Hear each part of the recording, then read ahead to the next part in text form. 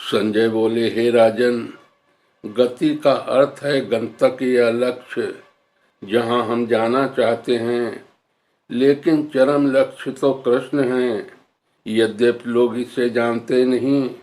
जो कृष्ण को नहीं जानते वो पथ भ्रष्ट हो जाता है और उसकी तथाकथित प्रगति या तो आंशिक होती है या फिर भ्रमपूर्ण।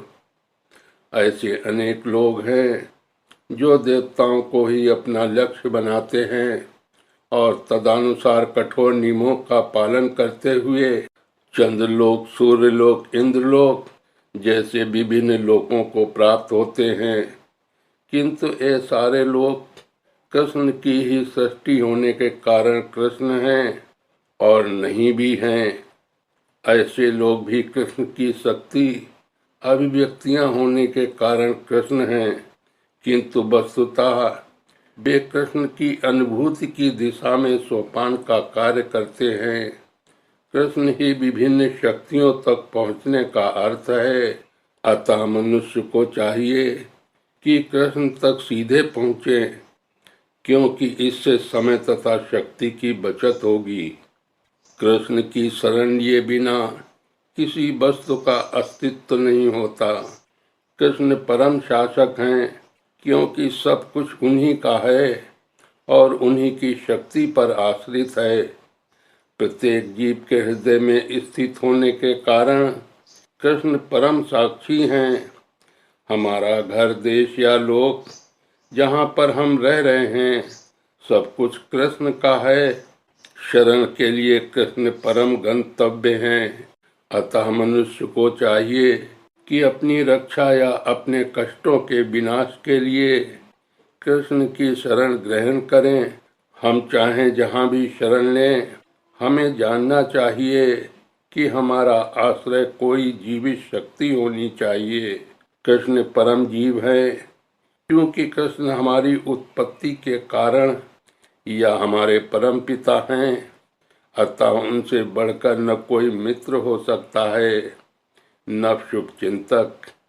कृष्ण सृष्टि के आदि उद्यम और प्रलय के पश्चात परम विश्राम स्थल हैं। अतः कृष्ण सभी कारणों के शाश्वत कारण हैं। श्री कृष्ण बोले, हे अर्जुन, मैं ही ताप प्रदान करता हूँ और वर्षा को रोकता तथा लाता हूँ। मैं अमर तत्व हूँ और साक्षात मृत्यु भी हूँ। आत्मा तथा पदार्थ दोनों ही मुझ में हैं। जो वेदों का अध्ययन करते तथा सोम रस का पान करते हैं, वे स्वर्ग प्राप्ति की गवेषणा करते हुए अप्रत्यक्ष रूप से मेरी पूजा करते हैं। वे पाप कर्मों से शुद्ध होकर इंद्र के पवित्र स्वर्गिक धाम में जन्म लेते हैं, जहाँ वे देवताओं का सा आनंद भोगते हैं। इस प्रकार जब वे उपासक विस्तृत स्वर्गीय इंद्रिय मुख को भोग लेते हैं और उनके पुण्य कर्मों के फल क्षीण हो जाते हैं, तो वे इस मृत्यु लोक में पुनः लौट आते हैं। इस प्रकार जो तीनों वेदों के सिद्धांतों में दृढ़ रहकर इंद्रिय मुख की गवेषणा करते हैं, उन्हें जन्म मृत्यु का चक्र ही मिल पाता है। जो स्वर्गलोक प्राप्त करता है, उसे दीर्घ जीवन तथा विषय मुख की श्रेष्ठ सुविधाएं प्राप्त होती हैं, तो भी उसे वहां सदा नहीं रहने दिया जाता है। पुण्य कर्मों के फलों के क्षीण होने पर उसे पुनः इस पृथ्वी पर भेज दिया जाता है। जिसने पूर्ण ज्ञान प्राप्त नहीं किया या जो समस्त कारणों के कारण कृष्ण को नहीं समझता, वो जीवन के चरम लक्ष्य को प्राप्त नहीं कर पाता। वो बारंबार स्वर्ग को तथा फिर पृथ्वी लोक को जाता आता रहता है, मानो किसी चक्र पर स्थित हो जो कभी ऊपर जाता है और कभी नीचे आता है। अतः वो वैकुंठ लोक न जाकर स्वर्ग तथा मृत्यु लोक के बीच जन्म मृत्यु चक्र में घूमता रहता है। किंतु जो लोग अनन्य भाव से मेरे दिव्य स्वरूप का ध्यान करते हुए निरंतर मेरी पूजा करते हैं। उनकी जो आवश्यकताएं होती हैं उन्हें मैं पूरा करता हूँ और जो कुछ उनके पास है उसकी रक्षा करता हूँ। हे कुंती पुत्र, जो लोग अन्य देवताओं के भक्त हैं और उनकी श्रद्धा पूर्वक पूजा करते हैं, वास्तव में वे भी मेरी पूजा करते हैं, किंतु वे एक त्रुटिपूर्ण ढंग से करते हैं।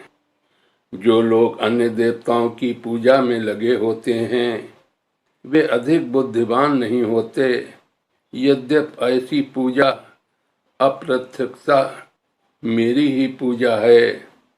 उदाहरण के लिए, जब कोई मनुष्य वृक्ष की जड़ों में पानी न डालकर उसकी पत्तियों तथा टहनियों में डालता है तो वो ऐसा इसलिए करता है क्योंकि उसे पर्याप्त ज्ञान नहीं होता या वो नियमों का ठीक से पालन नहीं करता। इसी प्रकार शरीर के विभिन्न अंगों की सेवा करने का अर्थ है आमाशय में भोजन की पूर्ति करना।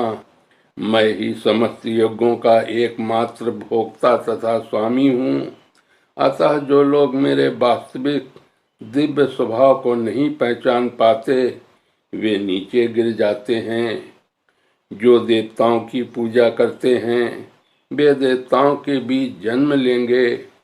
जो पितरों को पूजते हैं वे पितरों के पास जाते हैं।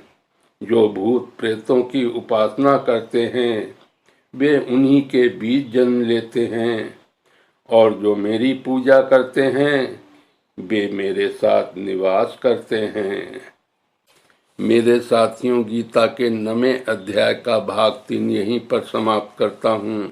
इससे आगे गीता का 9वां अध्याय सुनने के लिए हमारी वीडियो श्रीमद् भगवद गीता अध्याय 9 के भाग 4 में सुने। जय श्री कृष्ण।